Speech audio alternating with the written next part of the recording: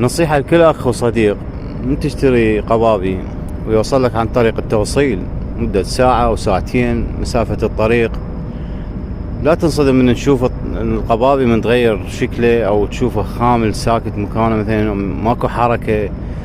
تشوف مثل هذه الوضعية مال هذا القبابي، تشوف انه القبابي تتوقع انه ميت، بس هذا المشكلة بيه انه شنو، القبابي يصير خمول عنده بسبب الحر، يعني يتغير عليه الجو.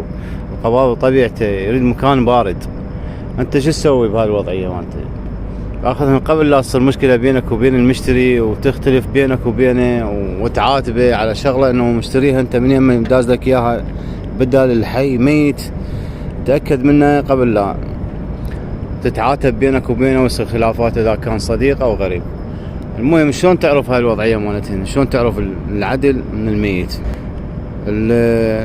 العدل مبين وواضح شكله، يعني تشوف الوضعية مال القبابي لونه يصير سمار خفيف، يعني هذا القبيات خاملات هذني ما بإشكال. هذا شو تحول مكانه، تحول المكان تخليهن مكان واسع لهن، يعني مثلا حافظة كبيرة تشوف لك مكان كبير وتقسمهن أقسام، كل 100 غرام 200 غرام أو نقول ربع كيلو مثلا انت موصي أو نص كيلو، تقسم هذا الربع أو النص على 4 حافظات أو 5 حافظات وتخليه مكان بارد.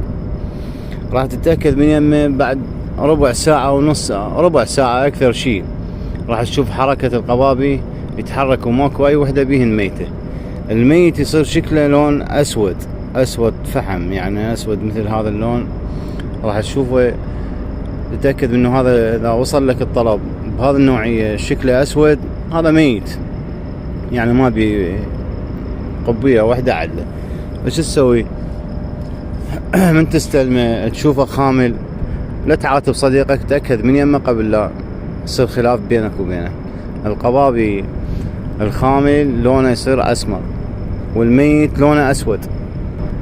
القبي النظيف والصاحي والجو مناسب مالتهن تلقاهن أصفر ذهبيات لونهن ما بيهن إشكال. إن شاء الله وصلت معلومة وحبيت أوصلها لأصدقائي لأن أكو بيهم يختلفون بين البايع والمشتري ويصير خلافات بيناتهم على شغلة هي ما يعرف أساسها شنو.